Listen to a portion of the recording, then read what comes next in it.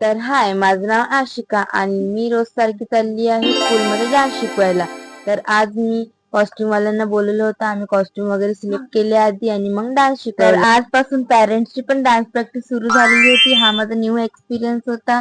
स्टुडंटला आणि त्यांच्या पॅरेंट्सला पण डान्स शिकवायचा होता. तर आज यांचा फर्स्ट डे होता म्हणून मी जास्त काही शिकवलं नाही आणि मला पण लग्नाला जायचं होतं म्हणून मी लवकर निघाली होती. तर आम्ही छान रेडी होऊन निघालेलो होतो. आमच्यासोबत याची दीदी आणि याचा भाऊ पण आला होता. मग आम्ही आधी जाऊन मॅरिड कपलला कॉंग्रॅच्युलेशन केलं आणि आधी आम्हाला लाईन मध्ये लागायला लागलं कारण खूप गर्दी होती.